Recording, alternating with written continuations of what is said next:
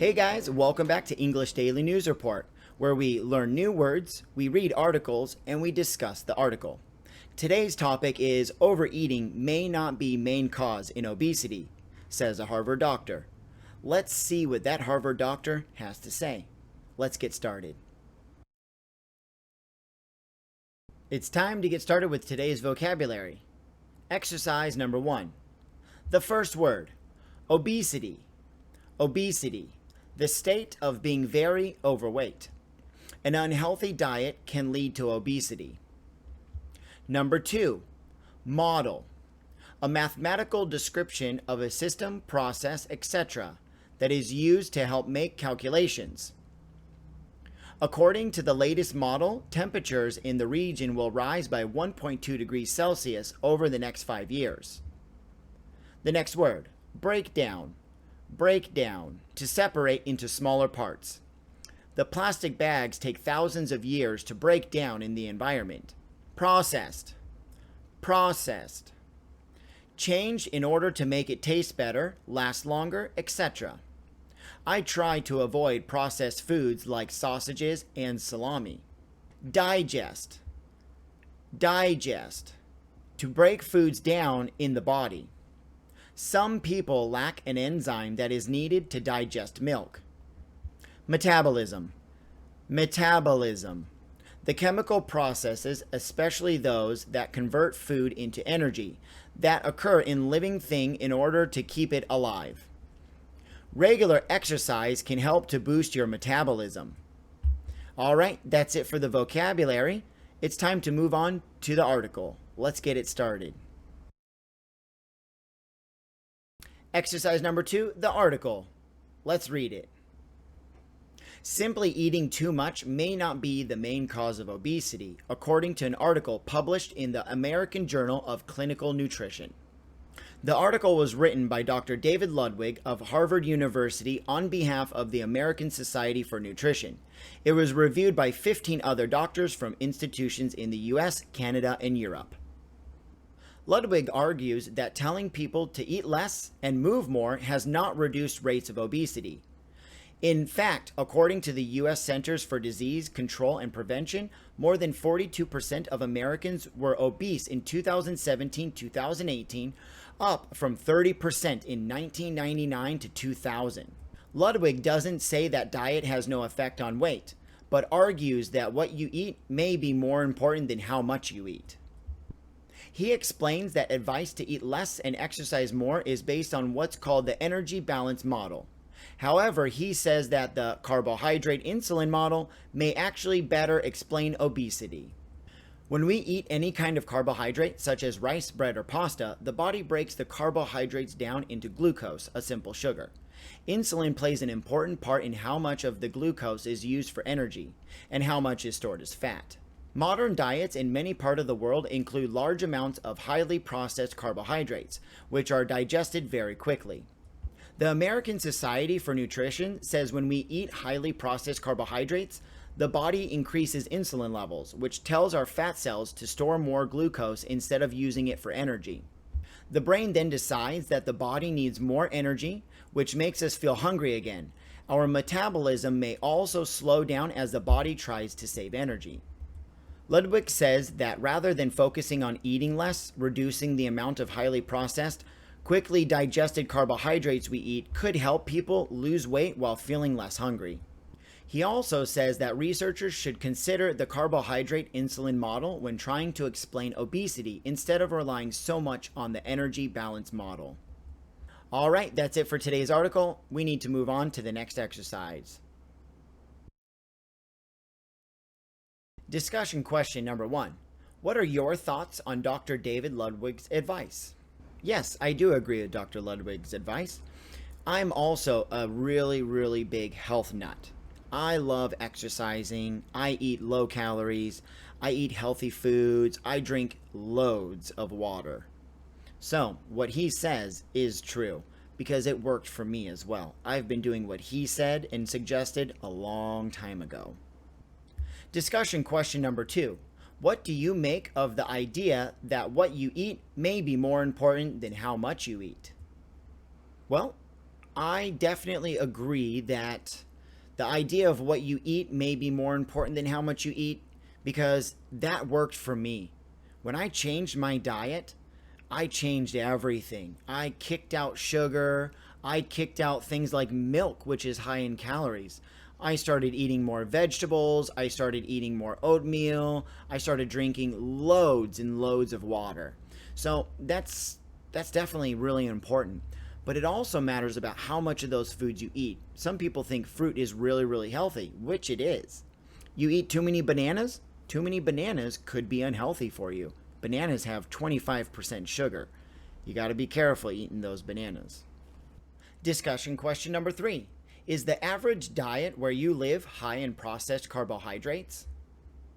So, I currently live in Thailand, and what I've noticed in Thailand is processed carbohydrates are becoming more and more popular. They're everywhere. But people still eat rice, which is a complex carbohydrate, which actually is good for you in some sense, depending on your goals and what your needs are. But other processed foods like pancakes and stuff like that, that are processed carbs as well, they're everywhere. And I really think that there's a ton of unhealthy food out there on the street. And question number 4. Have obesity rates in your country increased over the past few decades? So I'm originally from the US. I'm from Arizona. And I haven't lived over there in a long time. But I have heard people talking about maybe the obesity rates in the news. And from what I've gathered, it's becoming a big problem. But it's not just the US. It's happening around the world. Why? Because processed foods are becoming more and more easily consumed because we can buy them in the store. They taste good. They're everywhere. Every restaurant sells them. So it's not just my country. It's a lot of countries. Even in Thailand, I've noticed the obesity rate go up quite a bit since moving here a long time ago. And the final discussion question. Do you find it surprising that obesity rates in the US have increased so rapidly? Why? Why not? I definitely don't find it surprising. We've all heard the news. I've read the news. Obesity rates this, obesity rates that. In the US, they have a big problem. Why? Because everybody in the US wants more. Bigger is better, right? Are you ready to start exercise number 4? Further discussion. Question number 1. What's the best diet or exercise advice you've ever heard? The best exercise and diet advice I ever had? I've never actually been given any, but I've done my own research. But I learned the most through trial and error. Trial and error is where I try something and I see how my body reacts to it. And then if it reacts in a negative way, I stop. If it reacts in a positive way, I continue. Like eating oatmeal for breakfast and adding chia seeds, cinnamon, and some almond milk, and half of a banana or blueberries, which are my favorite. Once I started to do that, I saw the pounds start to shed. And the most important one that everybody already knows, but they just don't do it, drink plenty of water. Question 2. Who is the most health conscious person you know? The most health conscious person that I know? Myself. Everybody around me basically knows that now. I am always on a diet. I will occasionally have cookies and cake and stuff, but when I eat those things, the next morning when I do my morning walk, I walk faster, I walk longer, and I burn those calories that I consumed the night before. I am a health nut. Question 3. Have you made any changes to your diet recently? I make changes to my diet frequently. But when something works really, really well and I notice those changes, I stick to it. Sticking to a diet is what I do best. Question 4. How has your exercise regimen changed over the years? My exercise regimen has changed over the years because I used to go to the gym every single day. But then, it hit. The pandemic hit. And that changed everything. So I needed to figure out an alternative. I thought, how could I do what I did at the gym at home? And then somebody suggested to me to pick up a set of resistance bands. If you don't know what those are, I'll put a link in the description down below of where you can find some. Those really helped out. I could do everything I did in the gym, but at home. And then I also picked up some gym rings. They're tough, but it's a good tough. It really helped me get to that next level in my physique, burn those calories, burn that fat, and really start to get into shape. If you don't know what gym rings are, I'll also leave a link in the description down below. The final question, question 5. Healthy eating is a way of life. Horace, what are your thoughts on this statement? Healthy eating is a way of life. It definitely is. Just like bodybuilders and gym goers, it's not just going to the gym. It's a way of life. It's part of their routine. It's something that they must do. They've turned that into a habit where they don't even think about it. They just do it. And that's what you need to do with your diet. That's what you need to do with your exercise. That's what you need to do with your life. Stop thinking about it. Just do it and make it a habit, a really good one. All right, well, that's it for the discussion. Now it's time for the word of the day. That burger looks good, right? I thought so too.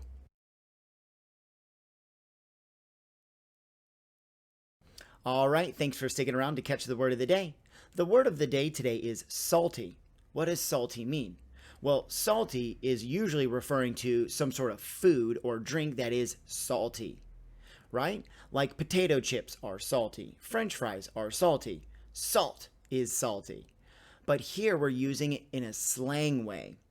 So salty is when someone is showing signs of anger or if they're upset. Here's an example.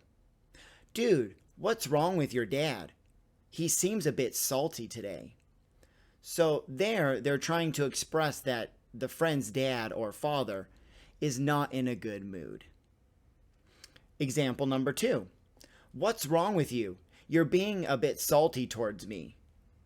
So that's when somebody is saying it to you, and that means they notice that you are being rude or that you're upset or that you're just angry towards them. And that's not a good thing, right? But sometimes it happens. Well, I hope you enjoyed today's word of the day. Thank you for sticking around. I really hope you enjoyed the video. If you did, you could always click that like button. If you haven't already, you can subscribe. And if you don't want to miss the next one, click that bell notification. It means a lot. Thanks. I'll catch you in the next video. Bye.